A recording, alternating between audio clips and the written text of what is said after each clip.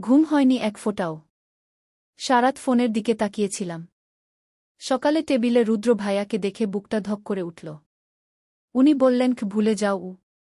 রাতে হাতে গুজে দিলেন একটা কাগজে কিশোরী উ।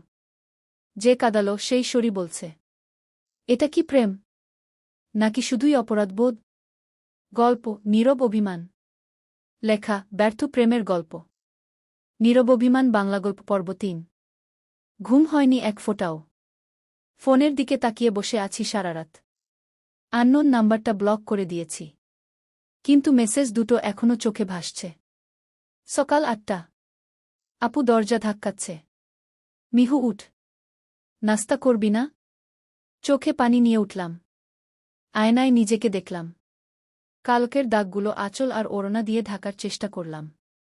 নীল শাড়িটা ভাঁজ করে আলমারির একদম নিচে রেখে দিলাম। আর পরব না। নাস্তার টেবিলে সবাই আছে। মা, আপু আর রুদ্র ভাইয়া। উনি স্বাভাবিক। যেন কাল রাতে কিছুই হয়নি। পেপার পড়ছে আর চা খাচ্ছে।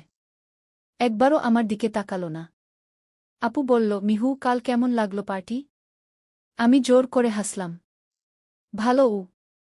ঠিক তখনই রুদ্র ভাইয়া মুখ তুলে তাকালো। চোখে চোখ পড়তেই বুকের ভেতরটা ধক করে উঠল। ওর চোখে কোনো অনুশোচনা নেই। শুধু একটা শীতল ওয়ার্নিং। যেন বলছে, চুপ থাকো উ। আমি তাড়াতাড়ি চোখ নামিয়ে নিলাম। ভাত গলা দিয়ে নামছে না। নাস্তা শেষে আমি রুমে চলে আসছিলাম। পেছন থেকে গম্ভীর গলা। মিহু, ১ মিনিট গ। আমি থমকে দাঁড়ালাম। পা কাঁপছে। রুদ্র ভাইয়া আমার সামনে এসে দাঁড়াল। আপু কি চেনে? কেউ নেই আশেপাশে। ফিসফিস করে বলল, স্মার্ট মেয়ে। কালকের ঘটনাটা ভুলে যাওয়ার চেষ্টা কর প্লিজ, এটা তোমার জন্য ভালো আর আমার জন্য ও। আর হ্যাঁ, নেক্সট টাইম এমনভাবে সাজগোজ করে কোথাও যাবে না, কথাটা মাথায় রেখো। বলেই চলে গেল। গাড়ির চাবি নিয়ে বেরিয়ে গেল। আমি দেয়াল ধরে দাঁড়িয়ে রইলাম। বুঝে গেলাম উনি সরি বলবেন না। নিজের ভুলটা স্বীকারও করবেন না। আর আমি যে কোনোভাবে এই ঘটনা থেকে বেরোতে পারছি না। মাথার মধ্যে একটা কথাই ঘুরপাক খাচ্ছে, রুদ্র ভাই আমার সাথে এমনটা কেন করল? সন্ধ্যায় আপু বলল, চল মিহু, বড় ফুপিদের বাড়ি যাব। রুদ্র ভাইয়াও যাবে গু। আমার গলা শুকিয়ে গেল। আপু, আমি যাব না। মাথা ব্যথা উ। পাগলি। চল। সবাই আছে গিউ। গাড়িতে আবার একই সিচুয়েশন। রুদ্র ভাইয়া সামনে। আমি আর আপু পেছনে। পুরো রাস্তা উনি একবারও পেছনে তাকাননি। শুধু ফোনে কাজ করছিলেন। পিসির বাড়িতে অনেক লোক। আমি এক কোণে চুপচাপ বসেছিলাম। হঠাৎ পাশে এসে বসল রুদ্র ভাইয়া। আমি সরে যেতে চাইলাম। উনি ফিসফিস করে বললেন, পালাচ্ছিস কেন? আমি চুপ। উনি একটা ছোট কাগজ আমার হাতে গুজে দিলেন। তারপর উঠে চলে গেলেন। আমি কাপা হাতে কাগজটা খুললাম। সরি। সেদিন রাগের মাথায়। আমি ঠিক ছিলাম না। কাউকে বলিস না প্লিজ। আমি তোর ক্ষতি চাই না। রু। আমার চোখে পানি চলে এলো। রাগ? ওনার রাগের শাস্তি আমি পেলাম? কিন্তু সরি তো বলেছে। তার মানে উনি খারাপ না? বাড়ি ফেরার পথে আপু ঘুমিয়ে গেল। আমি জানালা দিয়ে বাইরে তাকিয়ে ভাবছিলাম, যে মানুষটা আমাকে কাঁদালো সেই মানুষটাই আবার সরি বলছে। এটা কি প্রেম? নাকি শুধুই অপরাধবোধ? সেই ছোট কাগজটা আমি বালিশের নিচে রেখে দিয়েছি। সরি কি শব্দটা ৩ অক্ষরের। কিন্তু আমার ২ রাতের ঘুম কেড়ে নিয়েছে। পরদিন কলেজ। মন দিতে পারছি না। বারবার মনে পড়ছে কাগজের লেখাটা।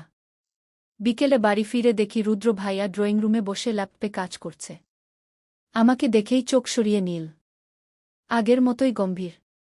আপু বলল, মিহু, যা, ফ্রেশ হয়ে আয়। চা খাবি? আমি মাথা নেড়ে রুমে চলে গেলাম। রাতে খাবার টেবিলে সবাই। রুদ্র ভাইয়াও। কেউ কারো সাথে কথা বলছে না। থমথমে পরিবেশ। হঠাৎ রুদ্র ভাইয়ার ফোন বেজে উঠল। উনি উঠে বারান্দায় গেলেন কথা বলতে। ৫ মিনিট পর ফিরে এসে আমার দিকে তাকিয়ে বললেন, তোর সাথে ২ মিনিট কথা আছে। ছাদে আয় উ। বলেই চলে গেলেন।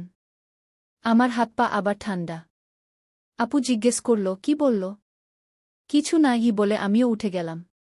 ছাদে অন্ধকার। শুধু একটা টিউবলাইট। উনি রেলিং ধরে দাঁড়িয়েছিলেন। আমি দূরে দাঁড়ালাম। কি বলবেন? উনি ঘুরে তাকালেন। চোখে ক্লান্তি। মেহু, কালকের ঘটনার কথা কি তুমি কাউকে বলেছ? আমি মাথা নাড়লাম। না গি। গুড। ও একটু থেমে বললেন, দেখ মিহু, যা হয়েছে আমি চাইনি, কিন্তু হয়ে গেছে। এখন চুপ থাকাটাই দুজনের জন্য ভালো। আপনি ভয় দেখাচ্ছেন? আমার গলা কেঁপে উঠল। উনি হেসে ফেললেন। তে তো হাসি। ভয়? আমি ভয় দেখালে তুই এখন এখানে দাঁড়িয়ে থাকতি না গি। এক পা এগিয়ে এলেন। আমি শুধু চাই তুই নরমাল থাক। পড়াশোনা কর। আর আমাকে এড়িয়ে চলিস না। তাহলে সবাই সন্দেহ করবে গি। বলেই নেমে গেলেন। আমি দাঁড়িয়ে রইলাম। মানুষটা কি চায়? শাস্তি দেবে, আবার সরিয়েও বলবে।